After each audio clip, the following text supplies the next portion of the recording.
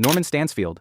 He doesn't just break the law, he conducts murder like a symphony orchestra, complete with classical music and an audience of terrified victims. This DEA agent is cinema's most unhinged authority figure, a pill-popping psychopath who treats mass murder as performance art. When we first meet him in Luc Besson's 1994 masterpiece, he's not investigating drug crimes, he's orchestrating them while wearing a rumpled beige suit and sporting the kind of unkempt appearance that should have raised red flags during his hiring process. What makes Stansfield terrifying isn't just his capacity for violence, but his complete lack of predictable motivation. Unlike most corrupt cops who want money or power, Stansfield is driven by pure nihilistic pleasure. He famously tells his victims that he takes no pleasure in killing someone who doesn't care about dying, revealing a twisted philosophy where terror is the essential ingredient in his deadly recipe. Before massacring an entire family over a minor drug skim, he delivers his chilling Beethoven monologue about calm moments before storms, treating the coming bloodbath like a conductor preparing for a grand crescendo. Gary Oldman's performance is so audaciously over the top that Entertainment Weekly literally gave him an award for Best Overacting, though that label misses the point entirely. Oldman doesn't just play Stansfield, he becomes a human hurricane of tics, vocal eccentricities, and improvisational brilliance. Many of the character's most memorable moments were born from Oldman's on-set creativity. During the interrogation scene, his decision to invade another actor's personal space and sniff him was completely improvised, resulting in genuine fear on screen. The film's most quotable line, "Bring me, everyone," started as a joke when Oldman decided to scream it with unhinged fury after delivering whispered takes. Behind the scenes, Oldman was known for his intense preparation methods. He would stay in character between takes, maintaining Stansfield's twitchy energy throughout filming. Tom Hardy once recalled how everyone at his drama school used to do impressions of Oldman's performance, cementing its cultural impact. The character's mysterious green and yellow pills are never identified in the film, adding to his mystique as a monster fueled by unknown chemical accelerants. Stansfield exists in a deliberately broken system where the DEA operates like a chaotic, underfunded frontier with little oversight. His very existence within the agency serves as a critique of the war on drugs itself, suggesting that such environments create perfect ecosystems for predators to flourish. He's not just an individual anomaly but a symptom of institutional failure. The film keeps him intentionally one-dimensional because humanizing him would dilute his power as an unknowable force of evil that vulnerable protagonists must overcome. His legacy endures because he represents the terrifying fusion of absolute power and absolute madness. Whether he's casually walking through his gang's field of fire or receiving his final gift from Matilda, a grenade pin that ensures the conductor of chaos goes out in one final explosive blast, Stansfield remains cinema's ultimate embodiment of pure, uncut evil wrapped in government authority. Dennis Peck. He's the devil in designer suits, a corrupt LAPD officer so smooth and charming that he could probably sell you the Brooklyn Bridge while simultaneously burning it down. What makes him cinema's most insidious predator isn't his capacity for violence, but his mastery of human psychology and his ability to weaponize trust itself. In Mike Figgis's 1990 thriller Internal Affairs, Peck represents corruption at its most seductive, a golden boy who looks like the perfect cop while secretly orchestrating a criminal empire that would make Tony Soprano jealous. The casting of Richard Gere was pure genius, playing directly against his romantic leading man persona from Pretty Woman, which coincidentally hit theaters the same year. Gere channels his signature charisma not for romance but for pure malevolence, creating a character who can launder money, run scams, fix bad raps, and orchestrate murders, all while maintaining the kind of disarming smile that makes you want to trust him with your life savings. He's the ultimate wolf in sheep's clothing, a man who understands that the most dangerous predators are the ones who look like protectors. Peck's corruption operates like a carefully constructed spider web, with every thread designed to ensnare and control. He begins by planting a knife at a crime scene to protect fellow officer Dorian Fletcher from an accidental shooting, an act that seems noble but creates lifelong debt and leverage. He simultaneously maintains a friendship with his partner Van Stretch, while carrying on an affair with Stretch's wife Penny, giving him psychological control over both their lives. When Stretch agrees to testify against him, Peck arranges a hit and later strangles him to death in the hospital, all while having sex with Penny at the moment Stretch calls for help. His true diabolical nature emerges in his psychological warfare against Internal Affairs investigator Raymond Avila. Rather than simply trying to kill his pursuer, Peck sets out to systematically destroy Avila's career, marriage, and sanity. He approaches Avila's wife under the guise of concern, planting seeds of doubt about her husband's stability. Then comes the brutal elevator confrontation where Peck delivers his coup de grace, a vicious, fabricated boast about seducing Kathleen, designed to provoke Avila into a public outburst that would undermine his credibility as an investigator. Behind the scenes, Gere prepared for the role by studying real internal affairs cases and spending time with actual corrupt officers who had been caught. He discovered that many shared Peck's ability to compartmentalize their crimes while maintaining public personas as dedicated lawmen. The film's tagline, "Trust him, he's a cop," perfectly encapsulates this theme of betrayed institutional trust. Peck's criminal enterprise extends far beyond simple corruption. He moonlights as a contract killer while running schemes to support an impossible lifestyle that includes spousal support for 3 ex-wives and 8 children, expenses that would bankrupt a normal patrolman. His ex-wives' mysterious real estate holdings, all handled through his mistress Penny, provide the first concrete evidence of his vast criminal network. Even in death, Peck remains unrepentant and manipulative. Cornered and wounded, he proudly boasts about his ability to control everyone around him, pathetically blaming his sociopathy on the need to provide for his children. His final act is pulling a hidden knife in one last futile attempt at violence, proving that some monsters never stop being monsters. Sorry for stopping your video, but you really should subscribe. Captain Dudley Smith? He's the smiling face of institutional rot, a man who speaks in gentle Irish brogue while orchestrating citywide corruption that would make Al Capone take notes. In Curtis Hanson's 1997 neo-noir masterpiece LA Confidential, Smith represents the most insidious form of police corruption, the kind that comes from the very top of the command structure and poisons everything it touches. He's not just a bad cop, he's the architect of a system where being a good cop becomes impossible. What makes Smith terrifying is how reasonable he sounds while proposing the most unreasonable things. He presents himself as a reformer dedicated to cleaning up Los Angeles, but his true goal is replacing gangster Mickey Cohen as the city's new crime kingpin. He wraps his iron fist in a velvet glove, using his paternalistic charm to manipulate his detectives like chess pieces. He tells the brutish Bud White that he admires his adherence to violence as a necessary job requirement, while simultaneously appealing to the ambitious Ed Exley's political nature, calling him a political animal who understands how the game really works. The casting of James Cromwell was a masterstroke that fundamentally changed the character from James Ellroy's original novel. In the book, Smith is described as a brawny, violent thug, basically a physical monster. The filmmakers instead cast Cromwell, an actor famous for playing wholesome grandfatherly figures, most notably the kind farmer in the family film, Babe. This casting against type makes Smith's eventual reveal as the ultimate villain profoundly shocking and deeply unsettling, transforming him from an obvious threat into a trusted authority figure who betrays that trust in the most spectacular way possible. Smith's grandest scheme is the Night Owl Massacre, a horrific spree shooting at an all-night diner that he orchestrates with surgical precision. This isn't random violence but calculated elimination. He needs to kill his former partner Detective Stensland, who had become a liability, while simultaneously seizing a large heroin shipment that Stensland had stolen. He then masterfully frames a group of African-American men for the crime, earning accolades for the department while covering his tracks and consolidating power. Behind the scenes, Cromwell prepared for the role by studying historical cases of police corruption and meeting with retired LAPD officers who had witnessed department politics firsthand. He discovered that many corrupt officials shared Smith's ability to present themselves as reformers while actually being the source of institutional problems. The film's creation of the Rollo Tomassi subplot, a detail not in the original novel, serves as the perfect metaphor for Smith's downfall, representing abstract justice that he cannot understand or control. Smith's philosophy is chillingly pragmatic. He believes it's perfectly acceptable to shoot a guilty man in the back if it serves the greater good, though his definition of greater good always aligns with his personal agenda. He probes whether his subordinates would plant evidence or coerce confessions, not because he's testing their ethics, but because he's recruiting them into his web of corruption. Even facing death, Smith remains the ultimate pragmatist, offering to mislead approaching police and promote Exley's career as if nothing had happened. The system he built is so corrupt that even after his execution, the department covers up the scandal and posthumously declares him a hero, proving that institutional rot can survive even the removal of its architect. Colin Sullivan. He's a man who doesn't exist. He's a carefully constructed performance of what a good cop should be, built on a foundation of shame, ambition, and complete moral emptiness. In Martin Scorsese's 2006 thriller The Departed, Sullivan represents the ultimate identity crisis, a boy from South Boston who's so desperate to escape his origins that he'll sacrifice his soul to climb the social ladder. He's not just corrupt, he's a walking lie who's forgotten where the performance ends, and the real person begins. Sullivan's corruption begins in childhood when mob boss Frank Costello plucks him from a corner store, becoming his mentor and surrogate father. Costello grooms him from a young age, paying for groceries and shaping him into the perfect mole within the Massachusetts State Police.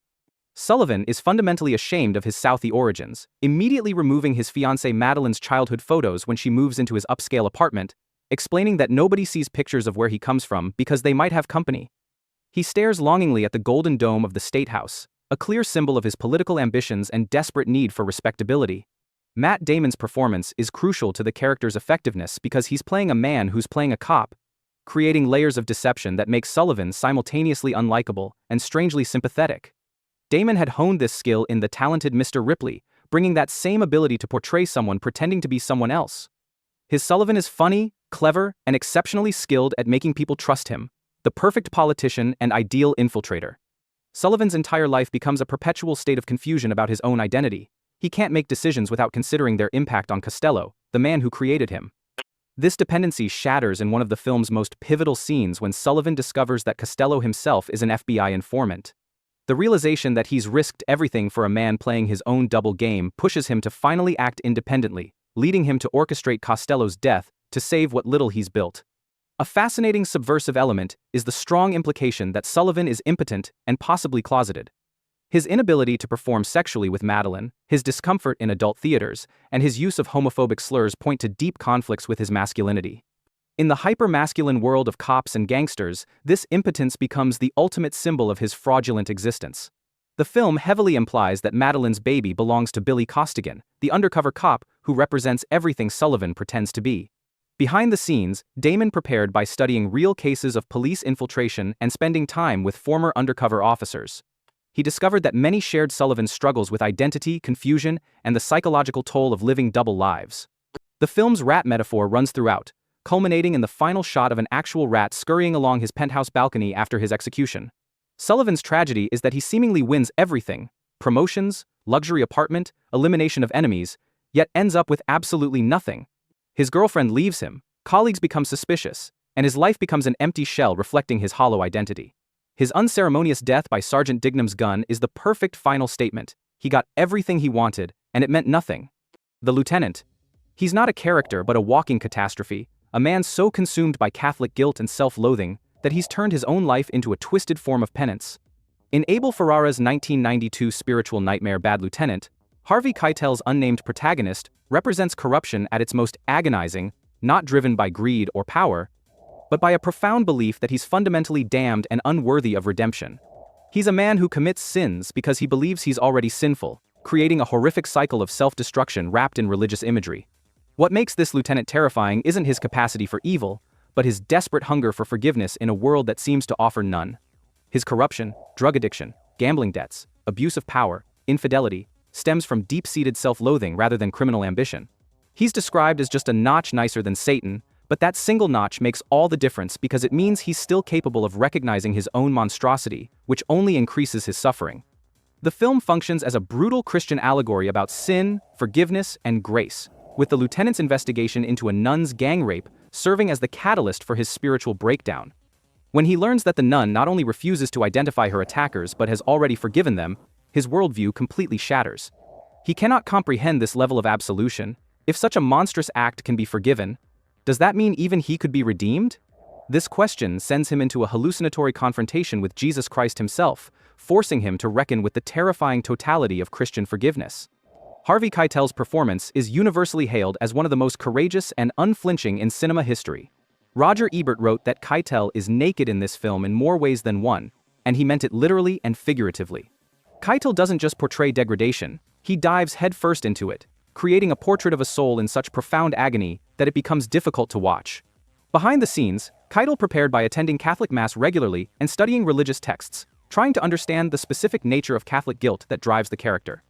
The lieutenant's corruption is performative self-punishment. He steals drugs from crime scenes, not just to feed his addiction, but to increase his own damnation. He places increasingly dangerous bets with mob bookies, owing money he can't repay, essentially arranging his own execution. Every corrupt act is simultaneously a crime and a desperate prayer for the punishment he believes he deserves. Ferrara deliberately keeps the character unnamed and archetypal because he represents universal sinful weakness rather than individual pathology. The lieutenant could be anyone who's ever felt the weight of moral failure crushing down on them. His final act of helping the nun's rapists escape while knowing it will lead to his own death represents a twisted form of Christian sacrifice. He takes their sins upon himself, literally becoming a Christ figure in reverse.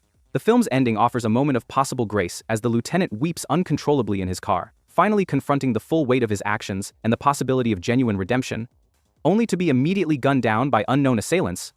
suggesting that in this world, grace and damnation might be the same thing. If you're thinking about subscribing, now's the time. I'm about to post a ton here. Thanks. Back to it. Little Bill Daggett.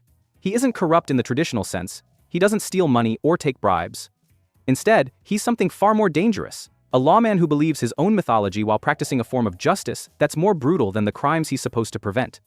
In Clint Eastwood's 1992 Western deconstruction Unforgiven, Daggett represents the tyranny of absolute authority. A sheriff so obsessed with maintaining order that he's become the very chaos he claims to fight against. Daggett's corruption stems from his pathological need to maintain a complete monopoly on violence in Big Whiskey, Wyoming. When a cowboy slashes a prostitute's face, his version of justice involves making the perpetrator pay the brothel owner some horses, treating the assault as mere property damage with no concern for the victim. This reveals his true nature. He's not protecting people, he's protecting the existing power structure where women are property and violence is acceptable as long as it's state-sanctioned. Gene Hackman's Oscar-winning performance is a masterclass in controlled menace, presenting Daggett as a man who can be calmly building his house one moment and torturing someone to death the next. Hackman doesn't play him as a snarling villain, but as someone who genuinely believes he's the hero of his own story. Behind the scenes, Hackman prepared by studying historical accounts of frontier law enforcement and discovered that many sheriffs shared Daggett's belief that brutal enforcement was necessary to maintain civilization. What makes Daggett fascinating is how he serves as a dark mirror to the film's protagonist, Will Money. Both men are defined by their capacity for extreme violence, and both are trying to escape their true natures. Daggett is a comically inept carpenter whose house is perpetually crooked and unfinished, while Money is a terrible pig farmer unable to make a peaceful life work. They're masters of violence and nothing else, making their final confrontation inevitable and tragic. Daggett's most memorable scene involves his deconstruction of gunfighter English Bob's heroic legends, explaining to Bob's biographer how real gunfights are messy, drunken, and cowardly affairs rather than noble duels. Yet in the same breath, he builds up his own myths, positioning himself as the true expert on violence while remaining completely blind to his own hypocrisy. He understands the mechanics of violence but not its moral weight, a failing that ultimately leads to his doom. The film uses Daggett to explore the dark side of law enforcement, showing how the state's monopoly on violence can become just as destructive as the chaos it's meant to prevent. When the prostitutes crowdfund a bounty after being failed by his official justice, he views it as an existential threat requiring extreme response including assault, torture, and murder. His brutal enforcement of a complete gun ban turns Big Whiskey into a police state where the cure becomes worse than the disease. Daggett's final moments perfectly capture his self-delusion. As he lies dying, shot by Will Money, he gasps that he doesn't deserve to die like this because he was building a house. In his mind, he's not a monster, but a civilizer, a builder of order, blind to his own tyranny until the very end. Terrence McDonagh. He's the complete opposite of his 1992 counterpart, where Harvey Keitel's lieutenant drowns in Catholic guilt. Nicolas Cage's McDonagh revels in what Werner Herzog calls the bliss of evil. Set in post, Hurricane Katrina, New Orleans. This 2009 reimagining presents a corrupt cop who doesn't suffer from his crimes but celebrates them, turning police work into a twisted form of performance art where the only rule is that there are no rules. McDonagh's corruption begins with a single heroic act, saving a prisoner from a flooded jail cell after Katrina, injuring his back in the process. This legitimate prescription for painkillers becomes his license for a spectacular descent into drugs, sex, gambling, and corruption that he embraces with the enthusiasm of a kid in a candy store. Unlike the guilt-ridden lieutenant, McDonagh treats his badge like a backstage pass to society's darkest pleasures, and he's having the time of his life. Nicolas Cage's performance is a perfect match for Herzog's absurdist vision, delivering what critics called pummeling intensity and pitch-black humor that's simultaneously terrifying and laugh-out-loud funny. Cage doesn't just play McDonagh, he unleashes him like a force of nature, creating a character who hallucinates iguanas on coffee tables, sees dead men's souls breakdancing, and threatens elderly nursing home residents with gleeful mania. Behind the scenes, Cage prepared by studying real cases of police corruption in New Orleans and spending time with officers who had worked during Katrina's aftermath, discovering that many had experienced similar psychological breaks from the overwhelming chaos. What makes McDonagh fascinating is how his insanity perfectly matches the insane world around him. Set in a city still reeling from natural disaster, where normal rules of society have collapsed, McDonagh's corruption becomes almost logical. He's not fighting the system, he's riding its chaos like a surfer riding a tsunami. His drug-fueled investigations somehow work perfectly, his reckless gambling pays off, and his completely illegal schemes result in promotions and success. The film functions as a darkly comic satire of American institutions, suggesting that in a world where everything is broken, the most broken person might actually be the most successful. McDonagh's famous line, "Shoot him again, his soul's still dancing," perfectly captures his approach to police work. He's not just solving crimes. He's conducting a symphony of madness where death becomes entertainment. Herzog deliberately crafted the film as an absurdist comedy rather than a spiritual drama, exploring themes of power in institutional collapse. McDonagh experiences what the original lieutenant never could: complete moral freedom without consequences.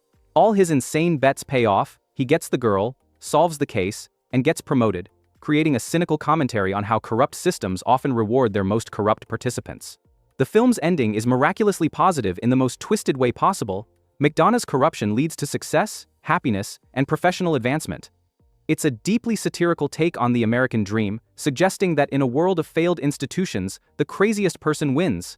Unlike his 1992 counterpart who sought redemption through suffering, McDonagh finds his version of grace through embracing chaos completely. Alonzo Harris. Not only is Denzel's Alonzo the king of corrupt cops, he's the king of the concrete jungle, and a magnetic force of nature who rules South Central Los Angeles not as a police officer, but as its self-proclaimed deity. In Antoine Fuqua's 2001 thriller Training Day, Harris represents street-level corruption at its most charismatic and terrifying, a narcotics detective who has so thoroughly embraced the identity of predator that he's forgotten he was ever supposed to be protector.